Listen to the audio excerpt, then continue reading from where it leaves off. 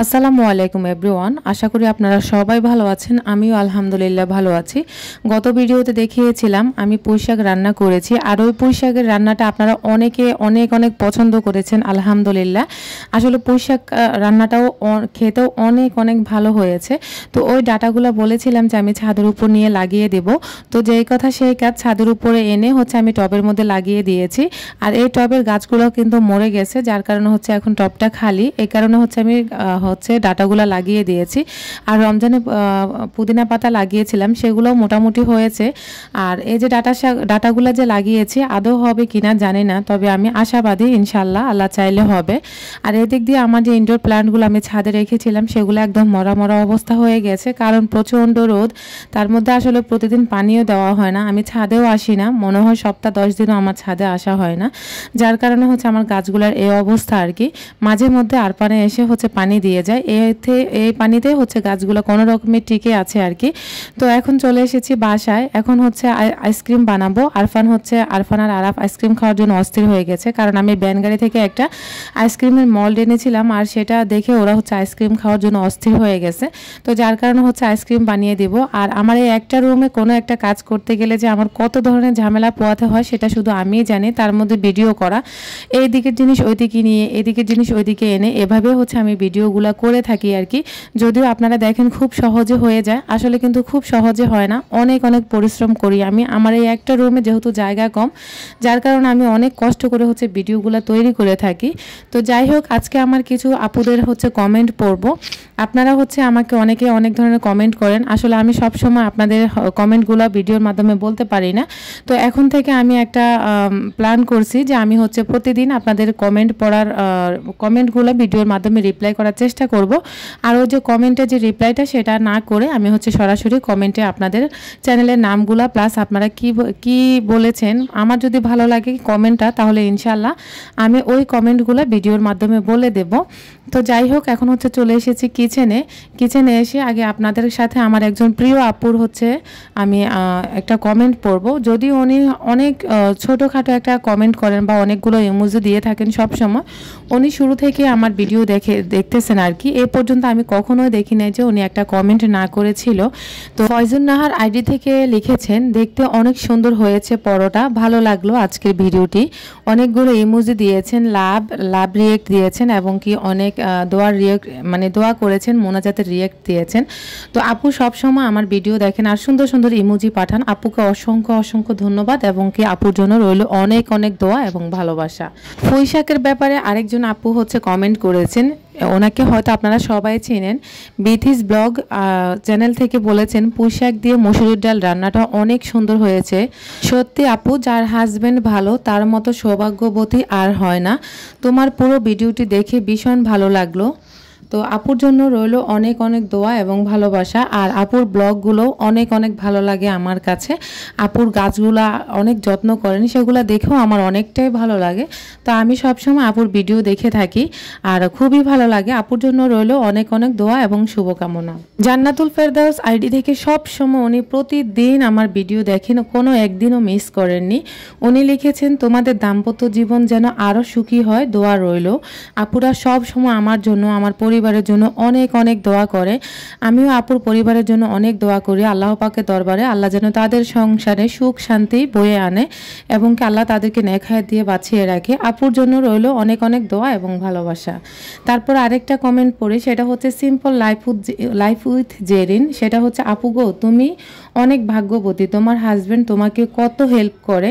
পুঁই শাক দিয়ে ডাল রান্না অসাধারণ হয়েছে। আপু, আমার হাজবেন্ড অনেক ভালো, আমি ভাগ্যবতী কিনা সেটা জানি না, তবে আলহামদুলিল্লাহ আমি যথেষ্ট পরিমাণ ভাগ্যবতী। যাই হোক, তো আপুর জন্য রইল অনেক অনেক দোয়া এবং ভালোবাসা। আরেকজন আপু বলেছেন, সাদিয়া আফরিন আইডি থেকে, আপু আপনি কোথায় থাকেন, আপনার বাসা কোথায়? আপু মনে হয় আমার ভিডিওতে নতুন আসছেন, বা উনি হয়তো আমার ভিডিও নতুন দেখছেন সেই কারণে জানে না।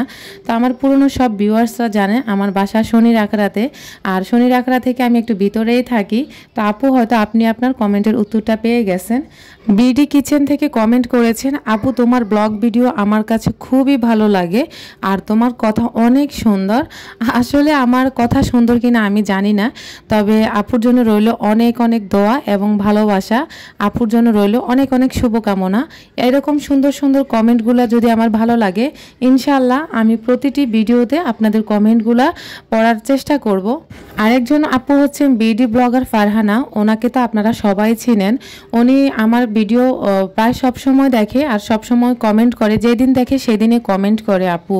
তো উনি লিখেছেন, আজকের ভিডিওতে অনেক অনেক কাজ দেখিয়েছো আপু, দেখতে ভালো লেগেছে অনেক। তোমার পরোটা বানানো দেখে বিশ্বাস করবে না, সন্ধ্যার পর আমি নিজে পরোটা বানিয়েছি। তো আসলে এই কথাটা শুনে সত্যি আমার কাছে খুবই ভালো লেগেছে যে আমার কাজ দেখে যে আরেকজন উৎসাহ পেয়েছে, এটাই আমার কাছে অনেক বেশি পাওয়া। তো আপুর জন্য রইল অনেক অনেক দোয়া এবং ভালোবাসা। আপু অনেক সুন্দর সুন্দর ভিডিও মেক করে, আপুর কাছে অনেক অনেক গাছ আছে, আপুর ঘরের প্রতিটি কোনায় কোনায় গাছ, সেটা দেখেও আমার কাছে খুবই ভালো লাগে। আমিও আসলে গাছকে অনেক পছন্দ করি। আসলে আমার কাছে সেরকম ধরনের টব নাই, যা আবার অনেক ধরনের বোতলে রাখেন ওনারা, সে ধরনের বোতলগুলো নাই, যার কারণে হচ্ছে আমি আসলে চাইলেও রাখতে পারি না। তো যাই হোক, চেষ্টা করব আমি হচ্ছে গাছ লাগানোর জন্য ঘরের ভিতরে। আর আপনাদের সাথে কথা বলতে বলতে কিন্তু আমি অনেক অনেক কাজ করে ফেলতেছি, দেখে বুঝে নেবেন প্লিজ। জহুরা স্বপ্নবিলাস থেকে কমেন্ট করেছেন, এরকম পরোটা বানিয়ে রাখা ভালো, আমার ইন্ডাকশনে পরোটা রুটি বানাতে অনেক সময় লাগে, আমারও লাল লাল পরোটা খেতে ভালো লাগে। সবচেয়ে বড় কথা, ফ্লোরে এমনি খালি শুইলে মাথায় থাকে না, দৌড়ে বেড়ায়। আমিও অনেক ঠান্ডা পানি খাই। হ্যাঁ আপু, আসলে খালি ফ্লোরে শুইতে পারি না, আমরা কেউ শুতে পারি না, এই কারণে তোষক বিছিয়ে আমাদের শুতে হয়। আর আমি অনেক অনেক ঠান্ডা পানি খাচ্ছি, সেটা আপনারা দেখেছেন। আপুটার কমেন্টও আমার কাছে অনেক অনেক ভালো লেগেছে। আপুর জন্য রইল অনেক অনেক দোয়া এবং ভালোবাসা। আমি কিন্তু এখন থেকে প্রতিদিন আপনাদের কমেন্ট ভিডিওর মাধ্যমে পড়বো ইনশাল্লাহ। আপনারা আমাকে সুন্দর সুন্দর কমেন্ট করবেন এবং কি প্লিজ একটি লাইক দিবেন, আর প্লিজ ফুল ওয়াচ করার চেষ্টা করবেন আপনারা। আপনাদের সাথে কথা বলতে বলতে কিন্তু আমি হচ্ছে আইসক্রিম বানিয়ে ফেলেছি, যদিও আইসক্রিম খেতে অসম্ভব মজা হয়েছে, একদম দোকানের আইসক্রিমের মতো, কিন্তু হচ্ছে আসলে মল্ড হয় না আইসক্রিমগুলোতে, মানে ভালো করে আইসক্রিমের শেপ হয় নাই, এই কারণে খুবই খারাপ লেগেছে। তো যাই হোক, খেতে কিন্তু অসম্ভব মজা হয়েছে। আর হচ্ছে আমি এখন থেকে চেষ্টা করব আপনাদের কমেন্টের রিপ্লাই ভিডিওর মাধ্যমে দেওয়ার চেষ্টা করব সব সময়। আজকে অনেক আপুদের কমেন্টের রিপ্লাই করতে পারলাম না, তার জন্য আন্তরিকভাবে দুঃখিত। আমি এখন থেকে কমেন্ট আসলে আগে থেকে লিখে রাখতে হবে, তারপর হচ্ছে কমেন্টের রিপ্লাই করব। তো যাই হোক, অনেক আপুদের কমেন্ট পড়তে পারি নাই, তার জন্য আন্তরিকভাবে দুঃখিত আপু। তো আপনাদের যদি ভিডিওটি ভালো লাগে, প্লিজ চাইলে আমার চ্যানেলটিকে সাবস্ক্রাইব করে আমার পরিবারের বন্ধু হয়ে পাশে থেকে যেতে পারেন। এখন হচ্ছে ওদেরকে আইসক্রিমের মোল্ড থেকে আইসক্রিমগুলো একটা প্লেটের মধ্যে দিয়ে হচ্ছে তাদেরকে খেতে দিয়েছি। আর ভীষণ গরমের ভিতরে খাচ্ছি। তো আমার আরফান কিন্তু আমাকে ছাড়া কখনোই কোনো খাবার খেতে চায় না।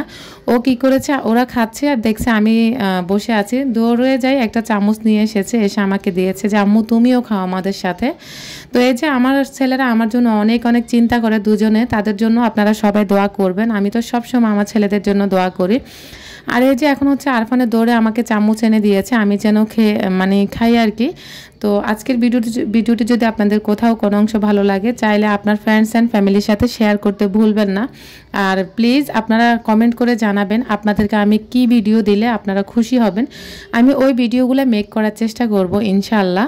তো আইসক্রিম খেতে খেতে এখান থেকে বিদায় নিব, দেখা হবে অন্য কোনো ভিডিওতে, যদি মহান রাব্বুল আলামিন আমাকে বাঁচিয়ে রাখে, আপনাদেরকে রাখে। আল্লাহ হাফেজ, আসসালামু আলাইকুম।